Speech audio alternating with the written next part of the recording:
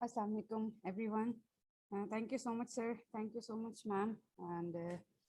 for providing me the opportunity to deliver uh, knowledge on anti-doping. I guess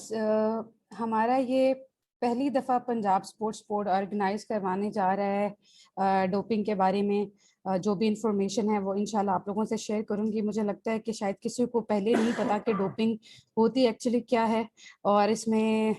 anti doping जो है वो क्या है। तो इंशाल्लाह जितना भी मेरा 15 कंट्रीज़ का एक्सपोजर है, जहाँ जहाँ मैंने डोपिंग पे लेक्चर्स दिए हैं, खुद लिए भी हैं एंड देन डिलीवर भी किए हैं, और इसकी इम्पोर्टेंस जो है स्पोर्ट्स पर्सनस के लिए और जो हमारा सपोर्टिव स्टाफ है, specially all the supportive staff जिसमें कोचेज आ जाते हैं, हमारे ट्रेनर्स आ जाते हैं, हमारे फिजिकल एजुकेशनिस्ट आ जाते हैं, सबके लिए बहुत ज़्यादा ज़रूरी है इसके बारे में नो हाउ का होना। और इंशाल्लाह आज मैं सारी चीज़ें इन डिटेल हम डिस्कस करेंगे। बहुत सारी चीज़ें हमारी माइंड में हैं, जिस तरह से कौन से फूड सप्लीमेंट्स हैं जो आजकल, जिस तरह प्रोटीन शेक्स आ रहे हैं, बहुत सारे कैल्शियम विटामिन डी के सप्लीमेंट्स आ रहे हैं, वो लेने चाहिए या नहीं लेने चाहिए, और कुछ जो हर्बल मेडिसिन हैं वो उनका इस्तेमाल जो है वो करना चाहिए या नहीं करना चाहिए, आज हम बात करेंगे। It's going to be simple and general discussion. इंशाल्लाह बहुत मज़ा आएगा, इसमें बहुत सारी चीज़ें आपको पता चलेंगी। और डोपिंग के बारे में हम सबसे पहले इसका इंट्रोडक्शन होगा एंड देन इसके बाद जो है हम शेयर करेंगे सारा प्रोसेस किस तरह होता है, किस तरह से डोपिंग जो है टेस्ट जो होते हैं वो किस तरह से कंडक्ट होते हैं, और कौन कौन सी जो मेडिसिन हैं वो डोपिंग लिस्ट में आती हैं, जो कॉन्ट्राइंडिकेटेड हैं, जिनको वर्ल्ड एंटी डोपिंग एजेंसी ने कॉन्ट्राइंडिकेट किया हुआ है, कि कौन कौन सी ड्रग्स जो हैं प्लेयर्स नहीं ले सकते, और ये एक्चुअली होती क्या है और इनके साइड इफ़ेक्ट्स वगैरह क्या होते हैं, वो सब इन डिटेल डिस्कस करेंगे। और फिर बाकी जो एंटी डोपिंग का जो भी प्रोसेस है, प्रोसीजर है, उसको हम देखेंगे कि किस तरह से प्रोसीड होता है। इसमें मैंने काफ़ी सारा काम किया हुआ है। सबसे पहले जो मैंने एंटी डोपिंग का लेक्चर लिया था that was in UK. Women's world cup हुआ था 2017 में, बर्मिंघम में, सॉरी लेस्टर में लिया था हमने। एंड देन उसके बाद जितनी भी इंटरनेशनल ऑर्गेनाइजेशंस के साथ काम किया है, जिनके साथ पाकिस्तान की, जिस तरह पाकिस्तान हॉकी फेडरेशन है, पाकिस्तान क्रिकेट बोर्ड है, पाकिस्तान फुटबॉल फेडरेशन है, मुंसलिक है, बड़ी जो हायर बॉडीज हैं उनके साथ, तो वो सारी जो भी वाडा की रूल्स एंड रेगुलेशंस हैं उनके साथ वो फॉलो कर रहे होते हैं। तो इंशाल्लाह भी हम स्टार्ट करते हैं। And that was the lecture I delivered on anti-doping in Bangkok, Thailand. ये मेरी जो फुटबॉल टीम है अंडर 18 उनके साथ, और ये AFC के अंडर हुआ था सारा, एशियन फुटबॉल कॉन्फेडरेशन के अंडर। और इसमें डोपिंग के बारे में बहुत सारी मालूमात भी दी थी। एंड देन इसके बाद जो है CPR पे वर्कशॉप हुई थी, तो और उसमें AED का यूज़, ऑटोमेटेड इलेक्ट्रिकल डिफिब्रिलेटर का यूजेज जो है वो बताया गया था। और यहाँ पे CPR के लिए मैंने रिक्वेस्ट किया था वहाँ की जो हमारी जो मेडिकल ऑफिसर थी उनसे कि ये CPR की जो भी टेक्निक है ये सारे हमारे प्लेयर्स को बताएं, उनको भी सिखानी चाहिए, क्योंकि अगर सिर्फ जो टीम फिजियो टीम डॉक्टर है वो थक जाता है तो बाकी जो प्लेयर्स हैं 11 के 11 प्लेयर्स फील्ड में होते हैं, तो उनके भी पता होना जरूरी है, ताकि एक थक जाए तो दूसरा आ जाए, दूसरा थक जाए तो तीसरा आ जाए। एंड देन ये lecture on anti doping in Pakistan cricket board, ये मैंने डिलीवर किया था 2018 में। अच्छा जी, अब डिस्कस हम करते हैं कि डोपिंग क्या है और इसका मकसद क्या होता है, किस प्रोसेस को हम डोपिंग कहते हैं। अच्छा, डोपिंग इन स्पोर्ट्स का मतलब ये है कि refers to the use of banned athletic performance enhancing drugs by athletic competitors. The use of drugs to enhance performance is considered unethical by most international sports organizations, including the International Olympic Committee. इसका मतलब है कि ऐसी अद्वियात का इस्तेमाल जो player की performance को इन्हांस करते हैं, बेहतर करते हैं किसी भी कंपटीशन में, उनके इस्तेमाल को हम कहते हैं डोपिंग। और ये जो अद्वियात इस्तेमाल होती हैं इनके क्योंकि साइड इफ़ेक्ट्स होते हैं, फॉर द टाइम बिंग जो है ये प्लेयर की परफॉर्मेंस को इन्हांस करती हैं, लेकिन इनके जो साइड इफ़ेक्ट्स लॉन्ग टर्म में बहुत ख़तरनाक होते हैं। तो इसका मतलब है अल्टीमेटली ये क्या कर रहे होते हैं प्लेयर की हेल्थ को रिस्क पे डाल रहे होते हैं। ठीक है, तो इसका आगाज किस तरह से हुआ था, किस तरह से ये आइडिया आया था कि कोई ना कोई इस तरह की एजेंसी होनी चाहिए, कोई इस तरह की ऑर्गेनाइजेशन होनी चाहिए जो प्लेयर्स की हेल्थ को रिस्क पे ना डाले और उनकी जो वेल बीइंग है उसको मेंटेन करे। ठीक है, और डोपिंग का जो मकसद है, इसका मतलब है क्लीन स्पोर्ट्स, कि किसी के साथ कोई ज्यादती ना हो और प्लेयर की जो बेसिक स्पोर्ट्स का मकसद है वो फुलफिल हो, बेशक वो नेशनल कॉम्पिटिशन्स हैं, बेशक वो इंटरनेशनल कॉम्पिटिशन्स हैं। तो इन सारी चीज़ों को मद्देनजर रखते हुए एक सबसे पहले इंटरनेशनल ओलंपिक कमेटी थी। इससे पहले काफ़ी जो साइक्लिस्ट हैं उनकी डेथ्स होती थी कार्डिक अरेस्ट वगैरह की वजह से, और जब टेस्टिंग उनके ब्लड सैंपल्स लिए गए, यूरिन सैंपल्स लिए गए, तो फिर उनमें से डिटेक्ट हुआ था कि इनकी जो डेथ है किस सब्सटेंस की वजह से हुई है, कौन सी इन्होंने ड्रग ली है उसकी वजह से हुई है। तो फिर 1999 में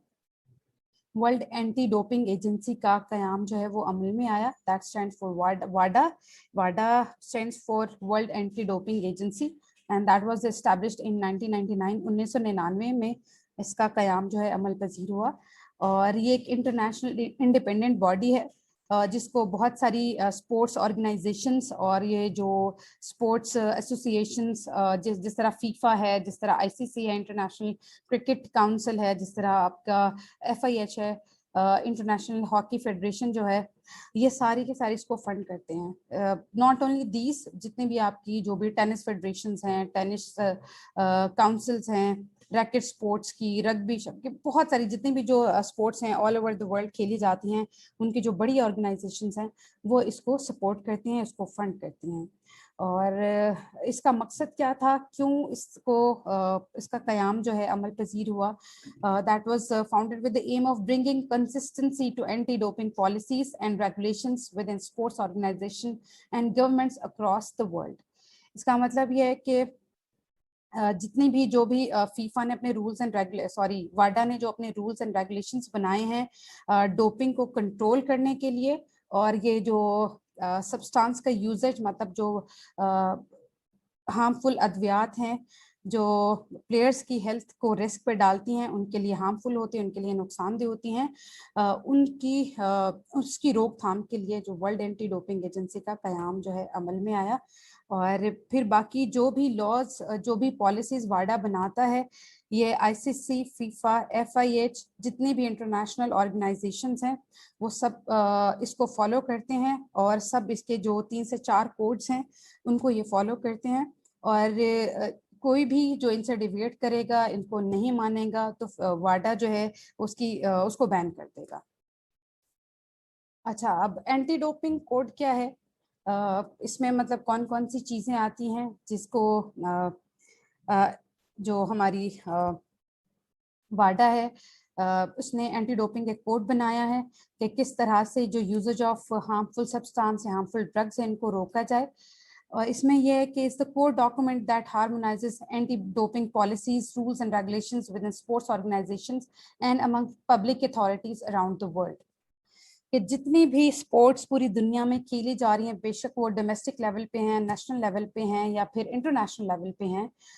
उनके लिए सब जो भी जो भी इसने वाडा ने रूल्स एंड रेगुलेशंस बनाए हैं डोपिंग की रोकथाम के लिए, उनको इक्वली अप्लाई किया जाए और उनको मेक श्योर किया जाए कि सारी ऑर्गेनाइजेशन जो हैं उसको फॉलो कर रही हैं। और इसका ओवरऑल जो बेनिफिट है प्लेयर को होना चाहिए और स्पोर्ट्स को होना चाहिए कि प्लेयर की जो हेल्थ है वो मेंटेन रहे, वो किसी किस्म के रिस्क में ना जाए। अब जो कोड है इसके 4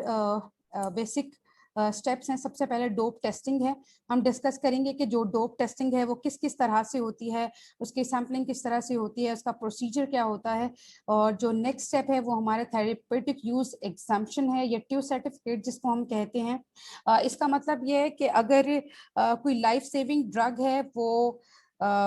वाडा की जो प्रोहिबिटेड लिस्ट है उसमें शामिल है, लेकिन वो प्लेयर के लिए बहुत ज़रूरी है, उसको कोई इस तरह की डिजीज़ है, इस तरह की कोई बीमारी है कि उसको इस्तेमाल करना लाजमी है, तो उसके इस्तेमाल के लिए उसको एक परमिशन लेना पड़ती है जिसको हम ट्यू सर्टिफिकेट कहते हैं या थेरेप्यूटिक यूज एग्जाम्पशन सर्टिफिकेट कहते हैं। इसको हम इन डिटेल डिस्कस करते हैं आगे। और नंबर 4 जो है वो list of prohibited substance and methods हैं कि एक फीफा जो है वाडा जो है वो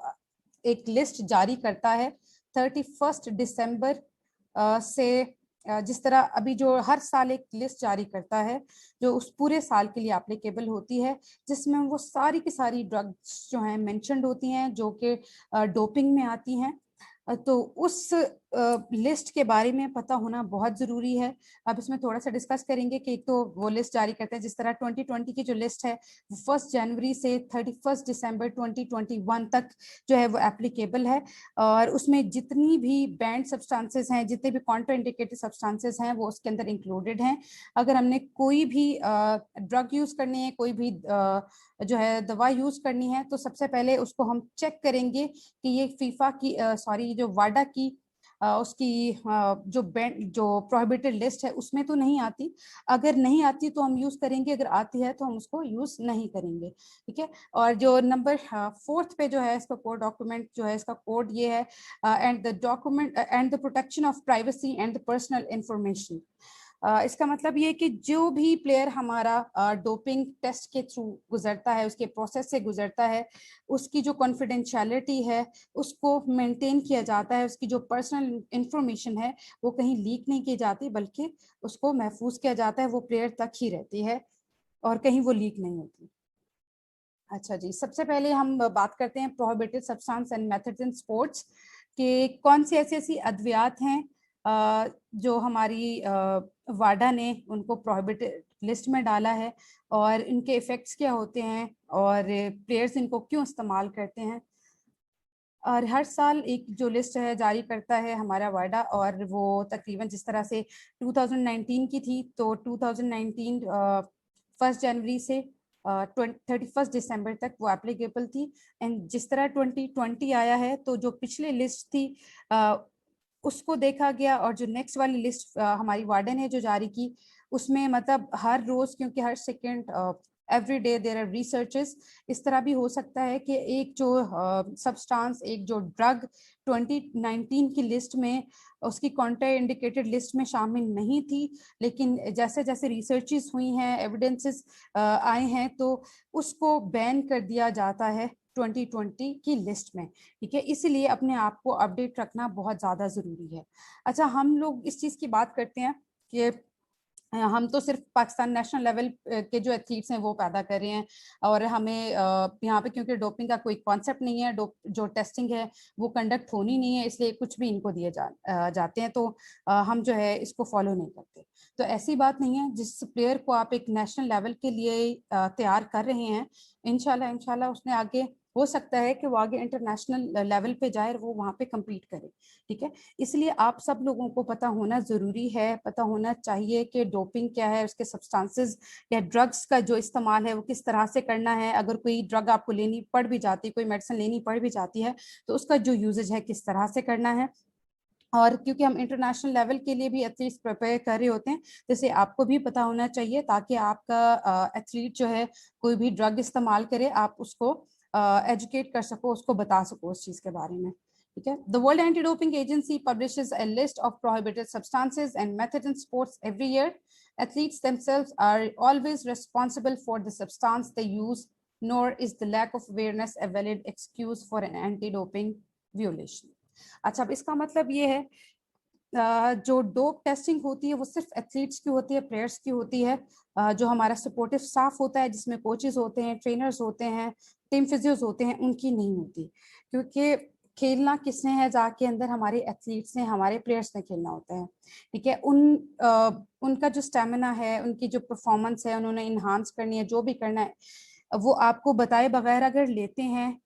तो ये उनका फॉल्ट है। ठीक है, और अगर कोई प्लेयर जो है कोई भी ड्रग ले रहा है, कोई मेडिसिन ले रहा है और उसको नहीं पता कि ये वाडा की प्रोहिबिटेड लिस्ट के अंदर शामिल है,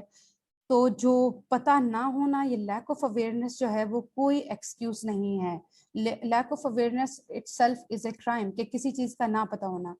इसमें सारा का सारा फॉल्ट किसका आता है? आपके प्लेयर का ही आता है, क्योंकि उसने ड्रग ली है। ठीक है, और अगर वो अपने टीम फिजियो को या टीम डॉक्टर को दिखा के या फिजिशियन को दिखा के वो लेता है, और फिर वो टीम फिजियो या जो भी टीम डॉक्टर उसको नहीं पता कि ये प्रोहिबिटेड लिस्ट में शामिल है या नहीं है, और प्लेयर उसको ले लेता है, वो अलाउ कर देता है प्लेयर को गो एंड टेक इट,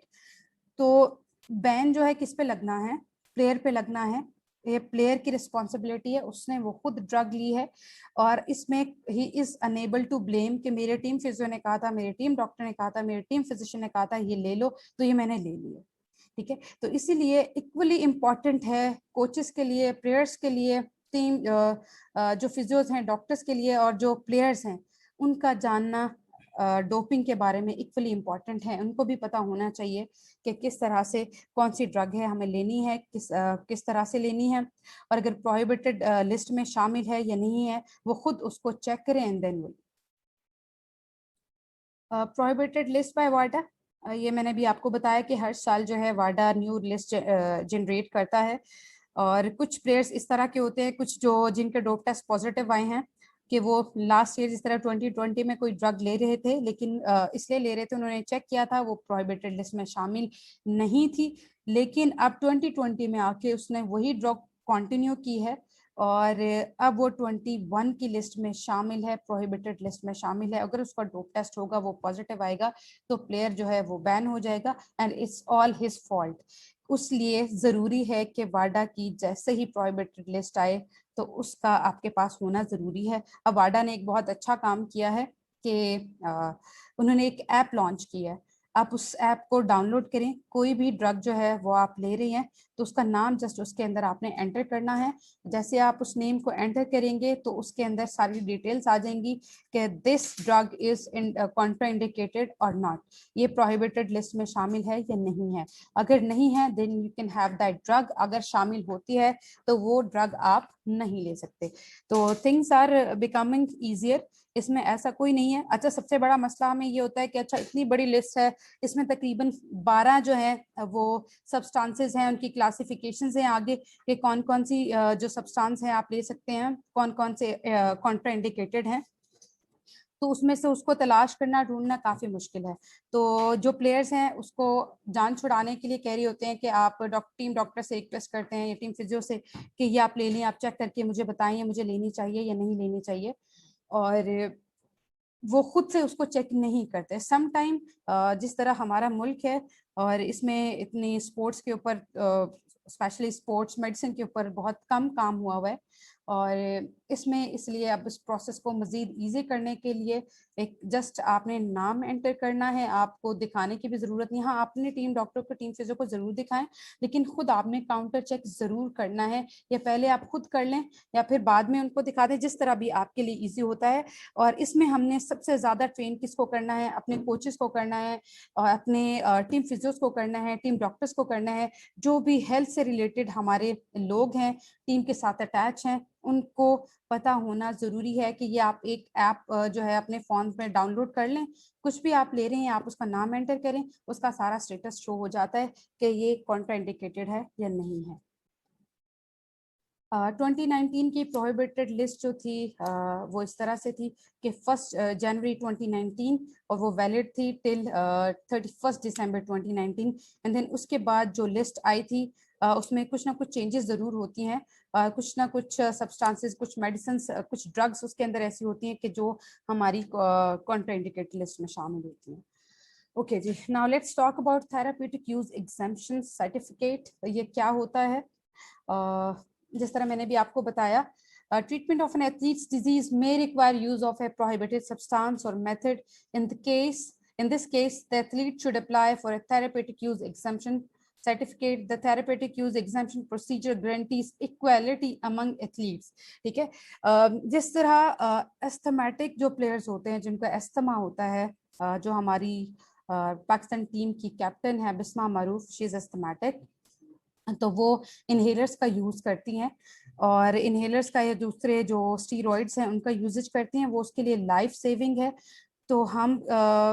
वो लाइफ सेविंग है, और वो जो मेडिसिन यूज़ करती हैं वो वाडा की जो प्रोहिबिटेड लिस्ट है उसके अंदर शामिल है, लेकिन वो क्योंकि उसके लिए लाइफ सेविंग है, उसके लिए नेसेसरी है, उसको यूज़ करना ही करना है। अगर यूज़ नहीं करेगी तो उसके लिए लाइफ थ्रेटनिंग हो सकती है। तो इसके लिए वो क्या करते हैं, हम एक थेराप्यूटिक यूज एग्जाम्पशन के लिए एप्लीकेशन अप्लाई करते हैं, एंड देन वो जैसे वो हमें सर्टिफिकेट मिलता है तो वो फिर हम यूज करते हैं। अच्छा, अब इसमें सबसे पहले क्या होता है कि एथलीट्स में हैव एन इलनेस और condition that require them to take particular medication, जिस तरह मैंने भी बिस्मा का डिस्कस किया, और भी जो दूसरी डिजीज होती हैं जिसमें मेडिसिन लेना बहुत जरूरी है, और वो मेडिसिन कॉन्ट्राइंडिकेटेड लिस्ट में शामिल होती हैं। उसके लिए है, उसको हम किस तरह से यूज कर सकते हैं, टीओ सर्टिफिकेट के थ्रू। ठीक है, और ये टीओ सर्टिफिकेट फिर क्या करता है, it guarantee and may give the athlete the authorisation to take the needed medicine, मतलब वो उसको अलाउ कर देता है कि वो मेडिसिन का इस्तेमाल कर ले। सबसे पहले इसका प्रोसीजर क्या होता है, स्टेप 1 में complete a new TUE application certificate and then provide medical notes कि आपके जो भी डॉक्टर हैं, जो भी आपके फिजिशियन हैं जिन्होंने आपको रेकमेंड किए हैं ये मेडिसिन, तो उनकी जो प्रिस्क्रिप्शन है आपने एप्लीकेशन के साथ वो प्रिस्क्रिप्शन भी अटैच करके प्रोवाइड करनी होती है। एंड देन उसके बाद स्टेप 3 में आपकी जो एप्लीकेशन आपने दी है उसको वो रिवाइज करते हैं, रिव्यू करते हैं, उसका जो मेडिकल नोट्स का रिव्यू करते हैं। स्टेप 4 में जो आपने एप्लीकेशन दी है उसका वो रिव्यू करते हैं। एंड देन स्टेप 5 में वो क्या करते हैं, submit complete application. ICC medical technical committee why is there? सिर्फ आईसीसी की मेडिकल टेक्निकल कमेटी ही नहीं बल्कि एफआईएच की, फीफा की भी मेडिकल टेक्निकल कमेटीज होती हैं। जितनी भी इंटरनेशनल ऑर्गेनाइजेशंस हैं, बेशक वो टेनिस की हैं, बेशक वो बैडमिंटन की हैं, रग्बी की हैं या फिर बेसबॉल की हैं, जिस किसी भी की भी हैं, उन सब की एक मेडिकल टेक्निकल कमेटीज होती हैं और वो इंश्योर कर रही होती हैं कि there should be no doping, के प्लेयर्स में जो रुझान पाया जाता है उस तरह की ड्रग्स इस्तेमाल करने का जो उनके स्टेमिना को इन्हांस करती हैं, उनकी परफॉर्मेंस को बेहतर करती हैं, लेकिन उसके जो लॉन्ग टर्म साइड इफ़ेक्ट्स होते हैं वो ज़्यादा वर्स होते हैं। तो उसको ओवरकम करने के लिए हमारी जितनी भी जो मेडिकल टेक्निकल कमेटीज होती हैं उनका कयाम जो है अमल में आया है, और वो इस चीज़ को इंश्योर करी होती हैं कि there should be clean sports, clean games, कि जो भी खेल खेला जा रहा है या जो भी स्पोर्ट्स हो रही है दे शुड बी क्लीन। ठीक है, उसमें किसी तरह का जो ड्रग्स का यूजेज है वो नहीं होना चाहिए जो कि प्लेयर के लिए हार्मफुल होगा। ठीक है, अच्छा, अब सब एक और बात डिस्कस करती चलूँ कि प्लेयर्स इसको क्यों लेते हैं। ये तो एक बात हो गई कि वो अपने परफॉर्मेंस को इन्हांस करने के लिए लेते हैं, और एक और चीज़ वो करते हैं कि इससे वो मसल का साइज इंक्रीज होता है और उनकी स्ट्रेंथ जो है वो इंक्रीज होती है, इसलिए ले रहे होते हैं। और एंड पे हम डिस्कस करेंगे इनके साइड इफेक्ट्स क्या हैं जो ड्रग्स हैं, बल्कि अभी कर लेते हैं, then will proceed to the next step. इसमें कुछ जनरल साइड इफेक्ट्स होते हैं और कुछ जो होते हैं हमारे मेल स्पेसिफिक और फीमेल स्पेसिफिक साइड इफेक्ट्स होते हैं। जो जनरल साइड इफेक्ट्स हैं उसमें क्या क्या हैं, जिस तरह मैंने पहले ही बताया कि फॉर द टाइम बीइंग कि एक बहुत बड़ा कंपटीशन आ रहा है, कि इंटरनेशनल कंपटीशन है, वो विन करना है, उसमें परफॉर्मेंस देनी है, हर सूरत में देनी है, तो प्लेयर जो है बहुत एथलीट्स जो है बहुत डेस्परेट होते हैं अपनी परफॉर्मेंस देने के लिए। वो चाहते हैं कि दिन रात में ऐसा कुछ हो जाए कि हमारी परफॉर्मेंस जो है बहुत अच्छी हो जाए, तो वो फिर इस तरफ जा रहे होते हैं, इस तरफ सोच रहे होते हैं कि कोई ऐसी मेडिसिन हमें मिल जाए, कोई इस तरह की कोई मैजिकल ड्रग जो है वो हमें मिल जाए कि जो हमारी रातों रात परफॉर्मेंस को इन्हांस कर देगी, एटलीस्ट जो ड्यूरिंग कंपटीशन है हमारी परफॉर्मेंस बहुत अच्छी हो जाए। ठीक है, और जो फिर इनके साइड इफेक्ट्स होते हैं वो लॉन्ग टर्म में आके होते हैं। फिर सिर्फ फॉर दैट मोमेंट हमने प्लेयर की जो है परफॉर्मेंस वो तो अच्छी हो जाएगी, वो तो बेहतर हो जाएगी, लेकिन लॉन्ग टर्म के लिए उसके इफेक्ट्स बहुत वर्स होते हैं। और इसलिए हमने, क्योंकि प्लेयर को रिस्क पे नहीं डालना, प्लेयर को एंड तक बहुत अच्छी हेल्थ ऑफ स्टेट में रहना है, तो उसको इंश्योर करने के लिए हम जो है नो डोपिंग या डोपिंग कंट्रोल की तरफ आते हैं। ठीक है, और इसके जो साइड इफेक्ट्स हैं जनरल जो हैं वो क्या क्या होते हैं, सब कार्डियक रिदमियाज आ जाते हैं, मतलब दिल के जो बीमारियां हैं वो होना शुरू हो जाती हैं अगर लॉन्ग टर्म में आप यूज कर रहे हैं। पल्पिटेशन का मतलब है घबराहट वगैरह के सिम्टम्स आते हैं। स्किन जो है वो ग्रीसी हो जाती है, ऑयली हो जाती है, और उस पे दाने से निकल आते हैं। एक्नी वगैरह के प्रॉब्लम्स इसमें काफ़ी कंप्लेन करते हैं। इनफर्टिलिटी के प्रॉब्लम्स आते हैं जनरल मेल फीमेल्स में, दोनों में। इनफर्टिलिटी मतलब बांझपन के की तरफ मूव कर रहे हैं, अगर आप जो है इस तरह की अद्वियात या ड्रग्स जो के प्रोहिबिटेड लिस्ट में आ रही हैं, जो डोपिंग एजेंट्स हैं उसके अंडर आ रही हैं, उनके इस्तेमाल जो है इनफर्टिलिटी की तरफ या बांझपन की तरफ लेके जा रहे होते हैं। हाइपरटेंशन मतलब हाई ब्लड प्रेशर की तरफ जा रहे होते हैं। ये साइड इफेक्ट्स आते हैं कि ब्लड प्रेशर जो है वो हाई रहना शुरू हो जाता है। लिवर और किडनी के डिसफंक्शन, जिगर की और आपकी जो गुर्दे हैं उनकी बीमारियां होना शुरू हो जाती हैं, वो डिसफंक्शन में जाना शुरू हो जाते हैं, वो सही से काम नहीं कर पाते। और उसके अलावा एग्रेसिव बिहेवियर के अंदर काफ़ी चेंजेस आती हैं। और इसके अलावा जो है ट्यूमर्स, कैंसर के जो रिस्क है वो काफ़ी बढ़ जाता है। मसल क्रैम्प्स यानी कि मसल की जो एक क्रैम्पिंग कंडीशन है जिसको हम कहते हैं, कड़ल पड़ना शुरू हो जाते हैं, एक जो उसकी एबनॉर्मल कंडीशन है वो आना शुरू हो जाती है। एंजाइटी या डिप्रेशन की तरफ जो है एंजाइटी और डिप्रेशन के भी सिम्टम्स आना शुरू हो जाते हैं अगर हम इनका लॉन्ग टर्म यूज करें तो। ठीक है, अच्छा अब मेल और फीमेल में स्पेसिफिक क्या है कि मेल अगर इसका यूज करते हैं तो उसमें किस तरह के सिम्टम्स आएंगे। सबसे पहले जो हम मेल्स की बात कर लेते हैं, ब्रेस्ट डेवलपमेंट इन मेल्स, और सेकंड है टेस्टिकुलर डिस्ट्रॉफी या एट्रॉफी होना शुरू हो जाती है, और ये सब हमें लीड कर रही होती हैं मेल इनफर्टिलिटी की तरफ या फिर मेल्स के अंदर जो बांझपन आता है उसकी तरफ मूव कर रही होती हैं। एलोपेशिया मतलब बॉल्डनेस आना शुरू हो जाती है, बाल गिरना शुरू हो जाते हैं सर के, और एक बड़ी अजीब से पिक्चर। एंड अगर आप इसका यूजेज ज़्यादा कर रहे हैं, लॉन्ग टर्म का यूजेज है, तो आपकी बॉडी जो है वो ओबेसिटी की तरफ मूव करना शुरू कर देती है, और बेली फैट जो है वो इंक्रीज करना शुरू हो जाता है, पेट निकलना शुरू हो जाता है, बाल गिरना शुरू हो जाते हैं, आपकी बॉडी की शेप जो है वो बहुत डिफरेंट होना शुरू हो जाती है। और सबसे इम्पॉर्टेंट प्रोस्टेट कैंसर, इसके चांसेस जो हैं काफ़ी बढ़ जाते हैं अगर हम डोपिंग एजेंट्स का इस्तेमाल करते हैं तो। ठीक है, अच्छा फीमेल्स में इसके सिम्टम्स किस तरह से आते हैं अगर फीमेल जो है डोपिंग एजेंट्स यूज कर रही हैं, डोपिंग जो ड्रग्स का इस्तेमाल कर रही हैं, तो उनमें किस तरह के सिम्टम्स आते हैं। सबसे पहले उनकी हेयर ग्रोथ होना शुरू हो जाती है, फेशियल हेयर ग्रोथ, क्योंकि हार्मोनल इम्बेलेंस हो जाते हैं सारे, तो उसकी वजह से एक तो उनकी आवाज़ चेंज होना शुरू हो जाती है, ब्रेस्ट की जो डेवलपमेंट है वो सीज होना शुरू हो जाती है, उसका साइज जो है डिक्रीज होना शुरू हो जाता है, बॉल्डनेस उनमें आना शुरू हो जाती है, बाल गिरना शुरू हो जाते हैं साइड के, और फेशियल हेयर ग्रोथ जो कि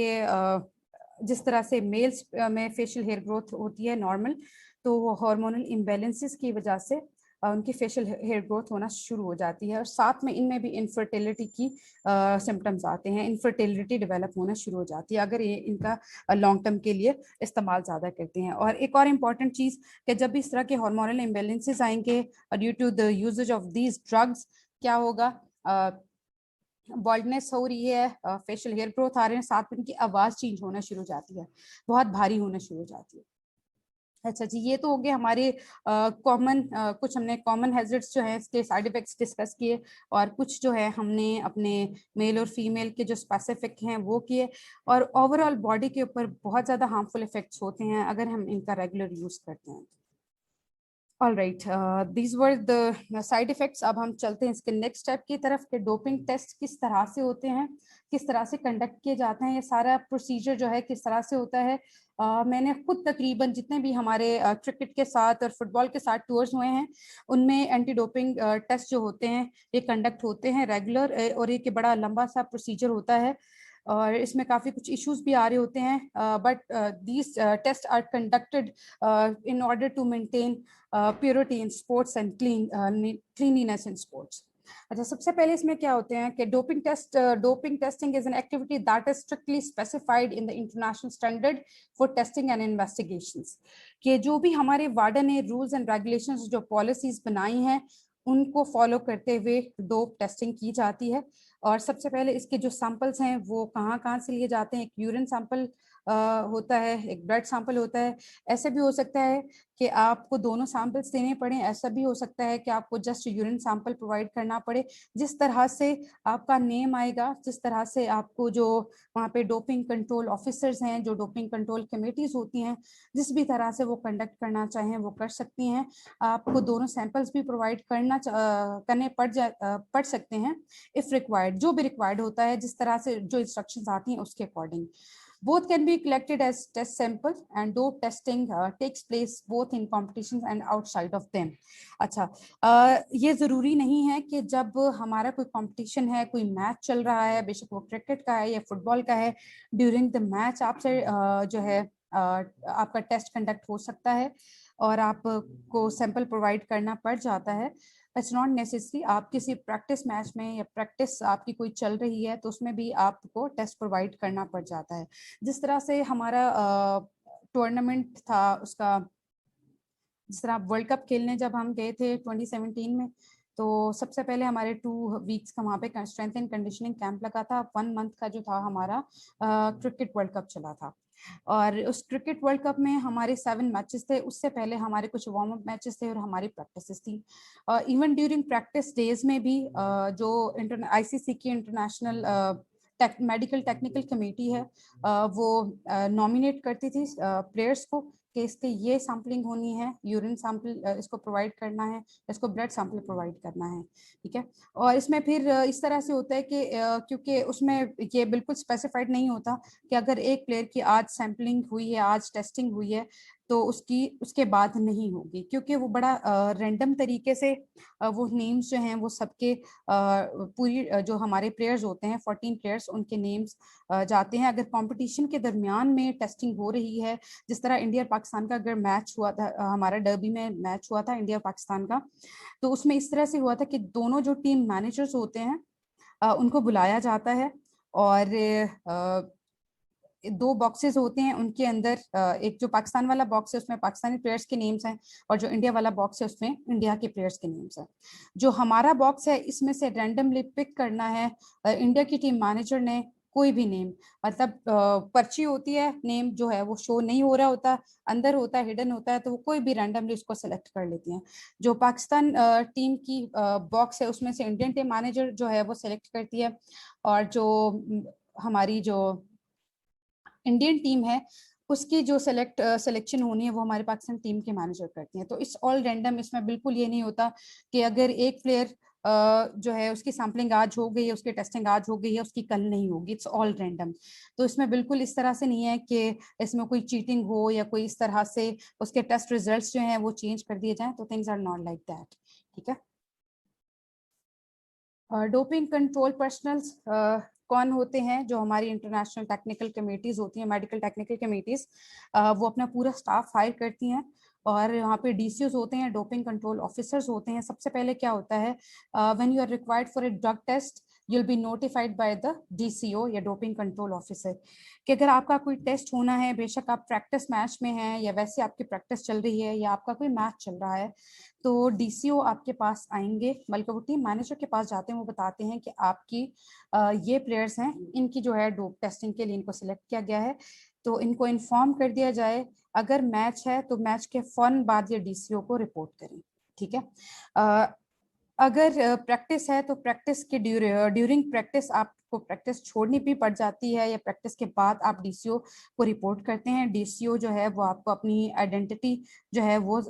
दिखाता है, बताता है कि मैं इस तरह से आपका डीसीओ हूँ और आपको उसके लिए सेलेक्ट कर लिया गया है डोपिंग टेस्ट के लिए, and then you will need to report with DCO at the doping control station. जैसे ही आप डीसीओ ने आपको अपना इंट्रोडक्शन करवाया है तो उस टाइम से डीसीओ आपके साथ रहेगा डोपिंग कंट्रोल स्टेशन तक, ठीक है। अगर आप रेडी नहीं हैं सैंपल देने के लिए तो भी डीसीओ, आप जहां जहां भी जाएंगे, आपने अपने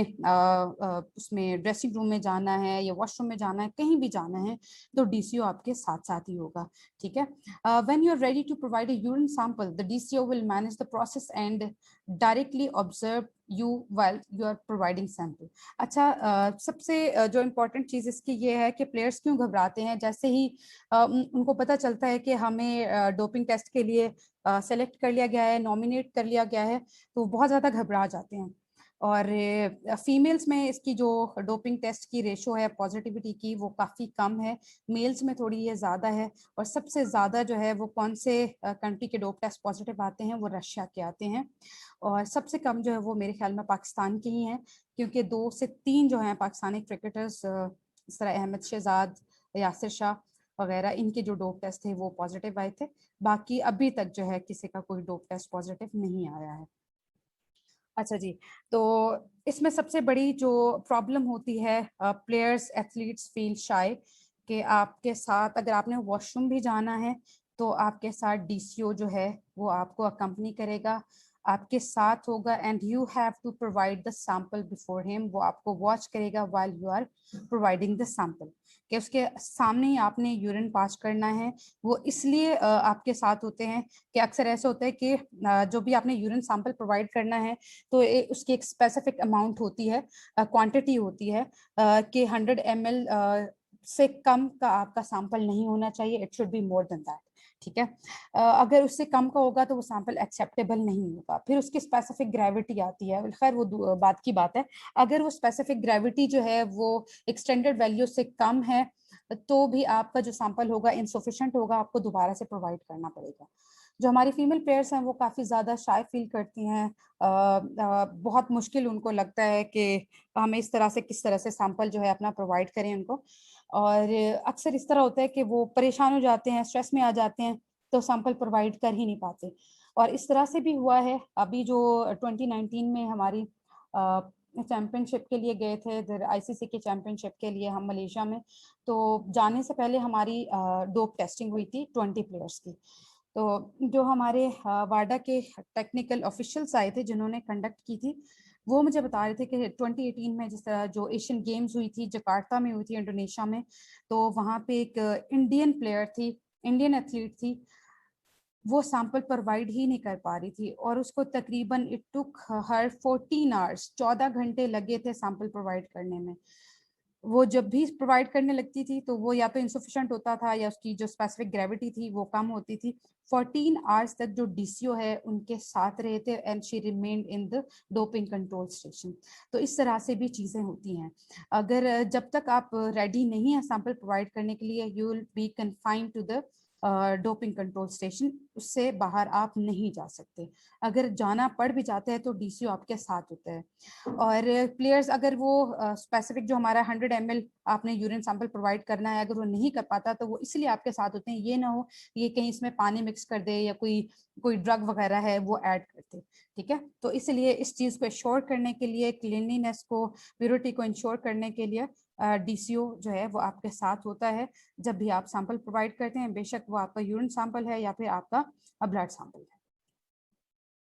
है। इस तरह से उन्होंने शैपरॉन्स होते हैं, इस तरह से उन्होंने ये बिब्स वगैरह पहने होते हैं जिस पे लिखा होता है डोपिंग कंट्रोल, नहीं भी लिखा होता तो वो उन्होंने कार्ड्स पहने होते हैं, उसके ऊपर उनकी आइडेंटिटी होती है। जिस तरह ये स्विमर है, इसके पास हमारी ये डीसीओ हैं, इनको बता रही हैं कि you have been nominated for doping test, आपको डोप टेस्ट होना है, इसीलिए जैसे ही आप फ्री हैं, आज अभी से मैं आपके साथ हूँ, तो जब आप रेडी हैं सैंपल प्रोवाइड करने के लिए तो आप प्रोवाइड करें and she will take her to the doping control station. अच्छा, what happens during a test? जब भी हमारा टेस्ट हो रहा होता है तो क्या होता है टेस्ट के दरमियान में? Reporting for testing, selecting a collection vessel, providing the sample under supervision, selecting the sample kit, dividing and sealing the sample, testing the suitability of the sample and recording and certifying the information. अच्छा, इस तरह से हमारे पास ये जो दो bottles हैं, ये एक बॉक्स के अंदर होती हैं, उसको हम कहते हैं डोपिंग किट। ठीक है, और इस तरह की 3 जो किट्स हैं आपके सामने रैंडमली रख दी जाती हैं। जिस भी प्लेयर की, जिस तरह ये जो स्विमर है इसकी सिलेक्शन हुई है, ये नॉमिनेट हो गई हैं डोपिंग के लिए, डोप टेस्ट के लिए, तो जैसे ये उसमें जाएंगी, डीसीओ स्टेशन में जाएंगी, डोपिंग कंट्रोल स्टेशन में जाएंगी, वहां पे इनको इस तरह की 3 किट्स दी जाती हैं। ब्राउन कलर की होते बॉक्स होता है बेसिकली, उसके अंदर ये 2 बॉटल्स होती हैं। ठीक है, जिस तरह यहाँ पे जो व्हाइट बॉक्सेस रखे हुए हैं ये हमारी किट हैं, 3 आपको बॉक्सेस दिए जाते हैं, इनमें से कोई एक आपने सेलेक्ट करना है। ठीक है, ताकि कोई इस तरह का अभाम ना रहे कि यहाँ पे कोई चीटिंग हुई है। आपको अगर एक ही सैंपल, एक ही किट देंगे तो उसमें ये भी हो सकता है मुझे एक ही किट दी थी, अब मुझे क्या पता उसके अंदर कोई ऑलरेडी कोई ड्रग वगैरह ना हो, कोई मेडिसिन वगैरह उसके अंदर ना हो। और इस चीज को मेक श्योर करने के लिए 3 आपको सैंपल्स दिए जाते हैं, 3 किट्स दिए जाते हैं, उसमें से आप एक सेलेक्ट करते हैं। ठीक है, अच्छा, सेलेक्ट ये कर लिया आपने, एंड देन उसके बाद अगर आप को यूरिन सैंपल के लिए कहा गया है तो ये इस तरह का जार होता है, ये भी आपको डीसीओ जो है वो प्रोवाइड करता है, और ये बिल्कुल आपको दिखाते हैं, ये भी सील्ड होता है। आप इनके सामने जो है इसको ओपन करते हैं और इसके अंदर चेक करते हैं बाकायदा कि इसके अंदर कोई पानी वगैरह तो नहीं है या कोई मेडिसिन वगैरह तो नहीं है, बिल्कुल नीट एंड क्लीन होता है। एंड देन इस जार के अंदर जो है आप सैंपल अपना प्रोवाइड करते हैं और फिर आप खुद ही इसको उठा के डीसीओ के पास आते हैं, ठीक है। अच्छा, जैसे ये डीसीओ हैं रेड उसमें जो अपर में बैठी हैं, तो ये आपके पास जो वेसल्स हैं सामने रखती जाती हैं,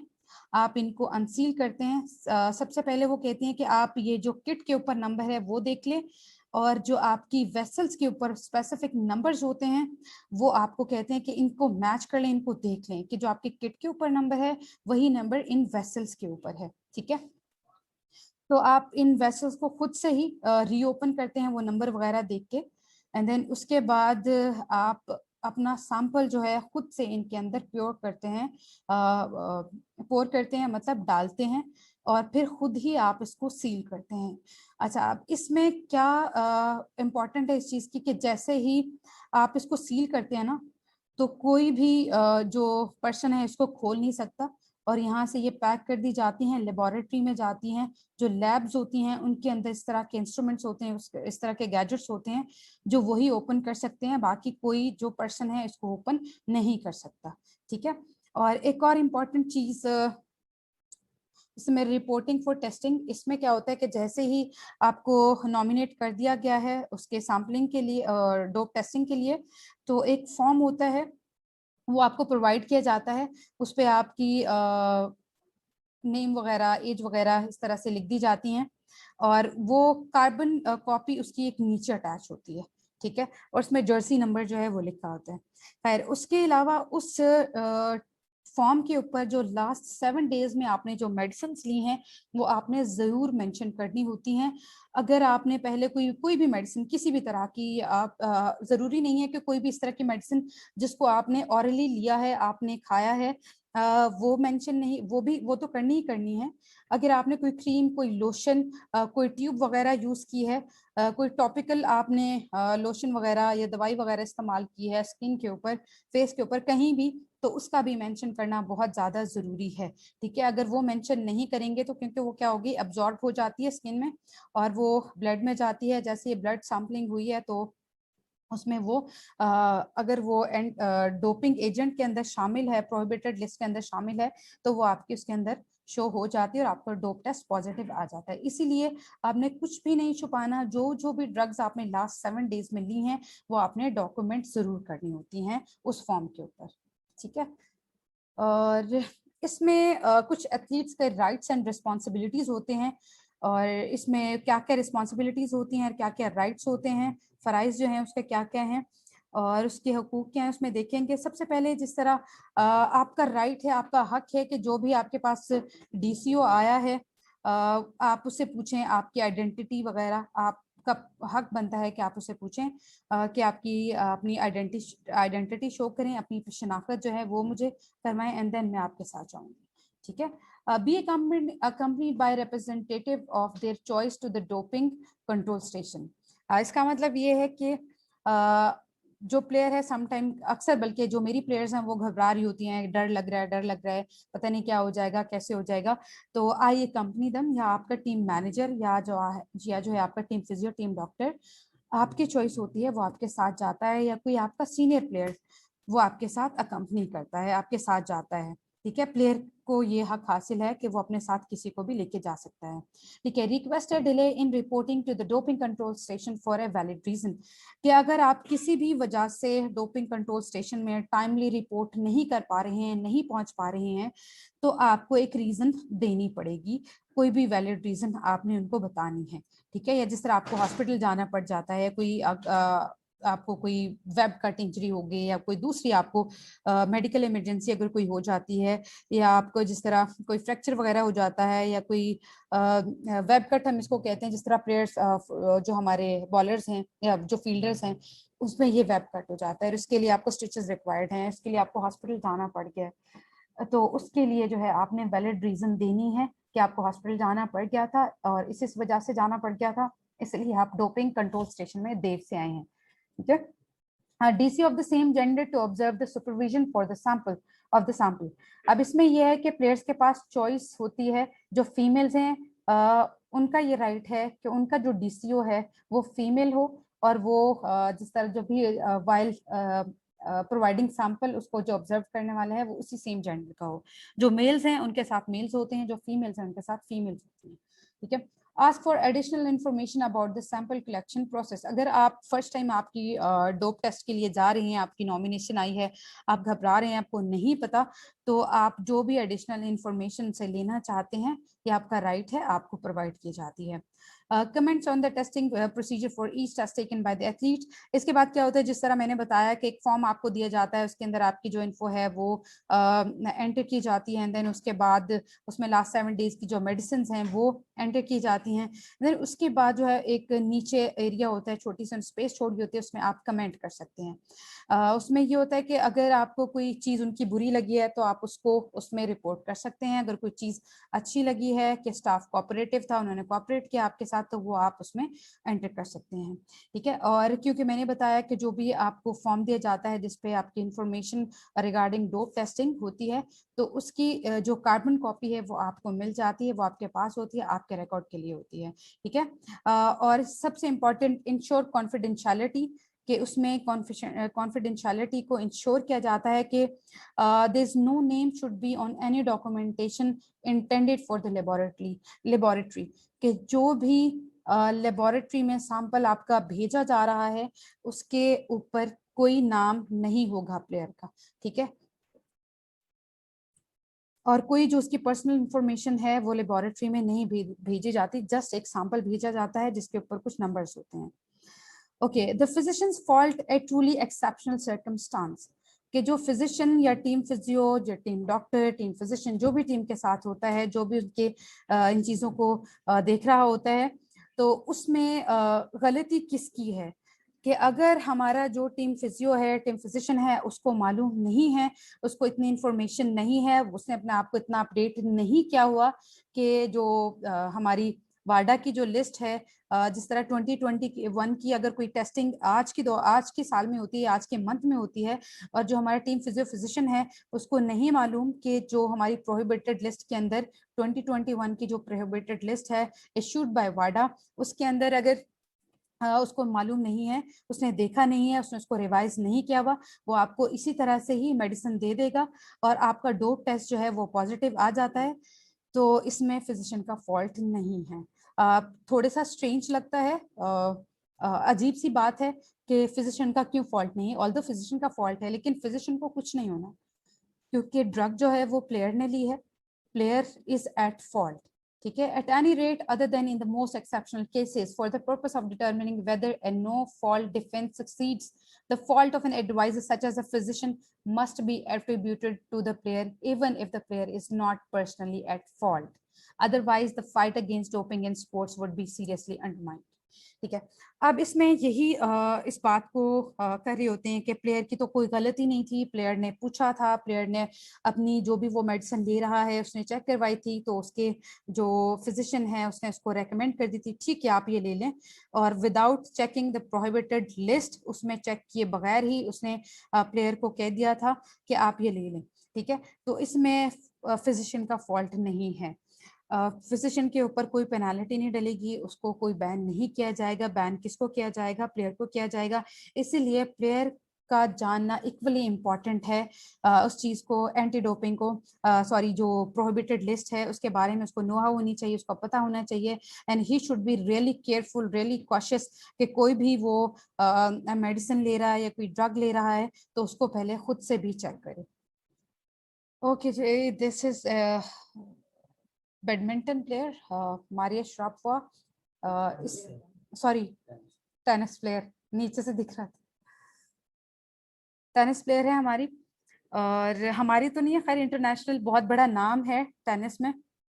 ये इन्होंने एक मेडिसिन ली थी मेलोडोनियम के नाम से, and that is commonly use for heart disease, कि दिल के जो भी अमराज होते हैं उनके लिए इस्तेमाल होती है, लेकिन इसका एक और जो इफेक्ट है वो क्या है, ये स्टेमिना और एंड्योरेंस को इंक्रीज करती है, जिसकी वजह से इसकी जो परफॉर्मेंस है वो बेहतर होती है। अच्छा, जब इसका डोप टेस्ट किया गया तो वो पॉजिटिव आया, एंड देन उसके बाद उसमें इसकी सारी जो है ड्रग हिस्ट्री ली गई, तो she was using meldonium and then she was banned for 2 years। 2 साल तक ये स्पोर्ट से बाहर रही हैं, अपने टाइम से बाहर रही हैं, किसी इंटरनेशनल कंपटीशन में ये पार्टिसिपेट नहीं कर पाई। तो ये प्लेयर एक जो इतने बड़े लेवल का जो एथलीट है, जो प्लेयर है, उसके लिए बहुत मुश्किल वक्त होता है कि वो बहुत टॉप परफॉर्मेंसेस दे रहा है एंड देन वो एकदम से कट ऑफ हो जाए, उसके ऊपर पाबंदी लग जाए, वो किसी भी किस्म के कंपटीशन में पार्टिसिपेट ना कर पाए, तो उसके लिए बहुत बड़ा सेटबैक होता है। तो इसलिए इस चीज को इंश्योर करना चाहिए कि जो भी आप ड्रग ले रहे हैं that should be checked properly. और ये हमारे पाकिस्तान टीम के प्लेयर हैं, बॉलर रहे हैं यासिर शाह, और ये कौन सी इनका डोप टेस्ट जो था वो पॉजिटिव आया था, क्लोराटी लेडोन ये ले रहे थे, जो कि किसके लिए यूज होती है, ब्लड प्रेशर को कंट्रोल करने के लिए। और ये अगर आप कोई और भी ड्रग इसके साथ ले रहे हैं तो वो उस ड्रग के इफेक्ट को क्या कर देती है, मास्क कर देती है, रोक देती है। जब इनका डोप टेस्ट हुआ that was conducted in 13 November 2015 Dubai में, इनका जो टेस्ट हुआ था डोपिंग का उसमें इनका पॉजिटिव आया था, तो इनको 3 मंथ्स के लिए बैन कर दिया गया था। अच्छा, अब प्रॉब्लम्स जो हैं वो हमारी कहाँ कहाँ से आती हैं, कैसे कैसे आती हैं। एक दो केसेस जो हैं मैं और डिस्कस करना चाह रही हूँ आप लोगों के साथ, कि किस तरह। सबसे पहले जो हमने जो साइड इफेक्ट्स डिस्कस किए थे उनमें से one of the side effect was tumours and cancers. ठीक है, American cyclist who was born in 1971 Lance Edward Armstrong के नाम से, तो उन्होंने लेना शुरू की ड्रग्स इस तरह की, जो स्टिमुलेंट्स थे, कुछ हार्मोन्स थे जो कि उनकी परफॉर्मेंस को, उनके स्टैमिना को बढ़ाते थे। और इतनी उन्होंने एक्सेसिव कंसेक्टिव 5 years तक वो टूर डी फ्रांस जो है, एक बहुत बड़ा कंपटीशन होता है साइकिलिंग का, एवरी ईयर होता है, तो ये Tour de France from 1996 till 2005, sorry 1999 से 2005 तक ये उसके विनर रहे हैं। जो हमारे लेंस आर्मस्ट्रॉन्ग हैं ये उसके विनर रहे थे। एंड देन इनको क्या हुआ था कि ये ड्रग इन्होंने एट द एज ऑफ 21 से लेना शुरू की थी, तो 1996 में इनको डायग्नोज हो गया था प्रोस्टेट कैंसर। तो जो prostate cancer at that young age इनको जो डायग्नोज हुआ था, वो most probably it was attributed to the usages of hormones, stimulants and doping substance and doping agents, कि ये एक्सेसिव उसमें अमाउंट में डोपिंग एजेंट्स लेते थे, और इसकी वजह से उनको प्रोस्टेट कैंसर जो है वो डेवलप हुआ था। ठीक है, ओके जी। अब जो प्रॉब्लम्स हैं हमारे पास कौन कौन से हैं, कहाँ कहाँ से आते हैं। सबसे पहले जो टीम फिजियो है और टीम फिजिशियन है उसकी और प्लेयर्स की जो कम्युनिकेशन है उसमें काफ़ी गैप है, कि प्लेयर्स जो हैं वो कुछ भी ले रहे हैं, दे आर अंडर कॉन्फिडेंट, वो आपसे बात नहीं कर रहे, अपनी चीज़ों को डिस्कस नहीं कर रहे, तो ये कम्युनिकेशन गैप है, ये भी एक बहुत बड़ा प्रॉब्लम है। Physician not specialised in sports medicine, सबसे important specially in our country, कि जो भी टीम फिजियो है टीम के साथ है और स्पेशली नेशनल टीम के साथ है, और जो कि ट्रैवल भी करें, नेशनल टूर्स करें, इंटरनेशनल टूर्स करें, उनको नो हाउ है ही नहीं, उनको पता ही नहीं है कि स्पोर्ट्स मेडिसिन क्या है, कौन सी मेडिसिन हैं जो प्रोहिबिटेड लिस्ट में है। अगर प्रोहिबिटेड लिस्ट का पता होगा तो उनको चीज़ों का भी थोड़ा बहुत आइडिया होगा, या अपने आप को अपडेट नहीं किया है उसने, रिसेंट जो भी नॉलेज है उसके according. And failure to report current medications at the time of test. अच्छा, प्लेयर्स अक्सर क्या करते हैं कि वो हाइड कर लेते हैं, छुपा लेते हैं, वो कहते हैं हमने तो लास्ट 7 days में कोई मेडिसिन ली ही नहीं, और या फिर लास्ट मंथ में हमने कोई मेडिसिन ली ही नहीं। तो वो इस तरह से फेलियर है आपका, अगर आप उसको रिपोर्ट नहीं कर पाते, अगर आप रिपोर्ट कर देंगे तो बच जाएंगे, नहीं कर पाते तो वो हमारा डोप टेस्ट जो है वो पॉजिटिव आ जाता है। ठीक है, और very important homeopathic medicine and dope testing. हम लोगों का ये कॉन्सेप्ट है कि जो भी हम होम्योपैथिक मेडिसिन ले रहे होते हैं उनके कोई साइड इफेक्ट्स नहीं हैं, और they are good for the body, they are good for overall wellbeing of the body, और उनके कोई साइड इफेक्ट्स बिल्कुल भी नहीं है। इसलिए हमें जो भी हमें देसी जो दवाइयाँ होती हैं वो हमें लेते रहने चाहिए। फीफा जो है इनको सपोर्ट नहीं करता। किसी भी तरह की होम्योपैथिक मेडिसिन को, जो आपकी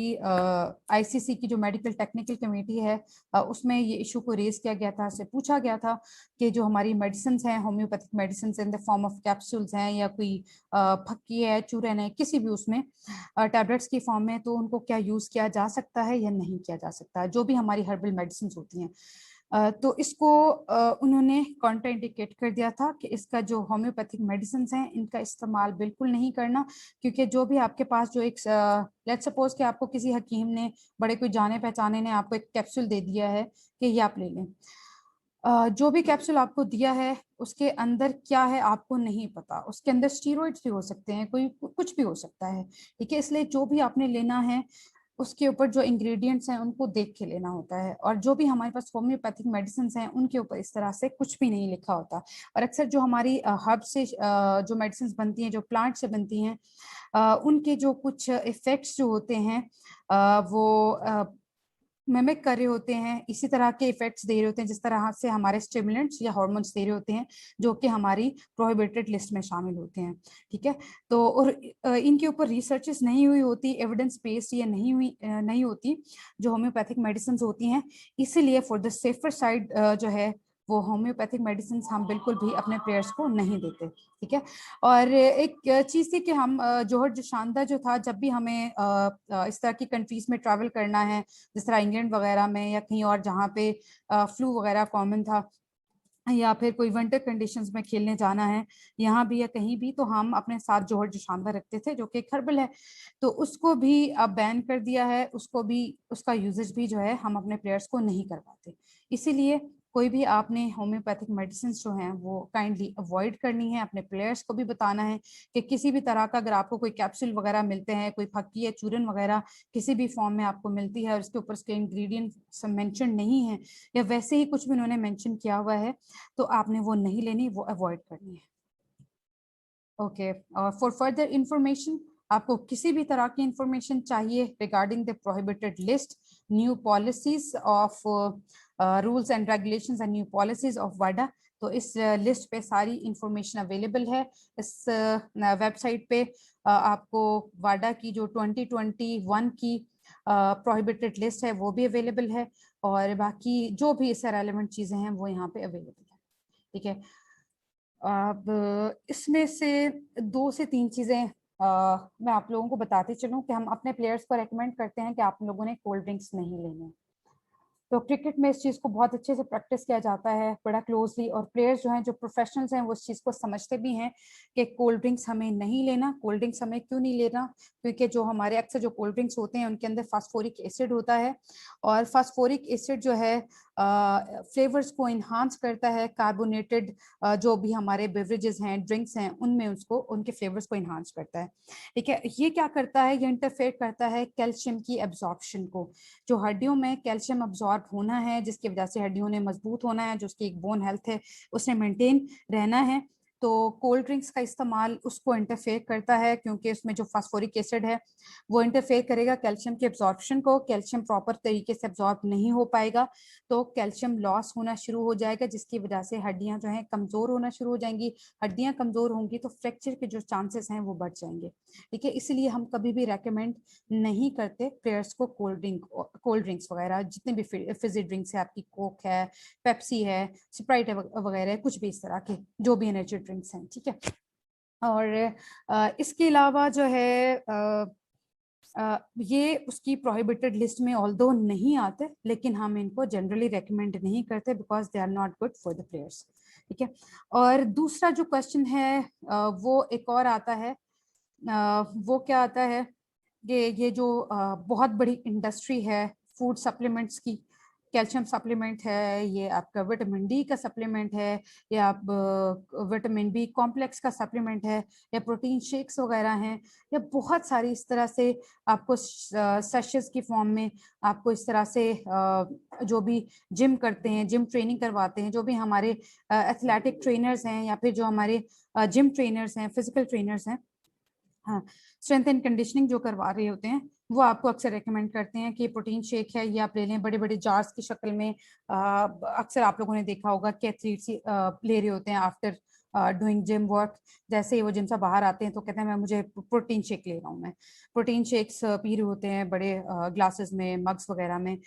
तो इनको ना ही फीफा रेकमेंड करता है और वाडा बिल्कुल भी रेकमेंड नहीं करता इन सारी की सारी चीज़ों को, क्योंकि ये बहुत बड़ी इंडस्ट्री है और कोई भी चीज़ आपके पास जो सिंथेटिक फॉर्म में आती है उसके साइड इफ़ेक्ट ज़रूर होते हैं। ऑल्दो अगर उनके कुछ अच्छे इफ़ेक्ट्स भी हैं बॉडी के लिए, लेकिन उनके साइड इफ़ेक्ट्स ज़रूर होते हैं। तो वाडा जो है इनको रेकमेंड नहीं करती, किसी स्पेसिफिक कंपनी को या किसी स्पेसिफिक जो है ब्रांड है उसको रेकमेंड नहीं करती। अगर आपने कुछ भी लेना है, आपने प्रोटीन शेक्स लेने हैं या कोई अपना सप्लीमेंट लेना है, तो खुद से नहीं लेना। आप अपने फिजिशियन को, आप अपने टीम डॉक्टर को, आप अपने टीम फिजियो को वो ज़रूर दिखाएंगे और खुद से भी जो है वो आप ज़रूर चेक करेंगे कि इसके जो इंग्रेडिएंट्स हैं वो क्या हैं। जो भी इंग्रेडिएंट्स हैं वो आप उसकी वाडा की चेकलिस्ट से चेक कर सकते हैं, उसको मैच कर सकते हैं।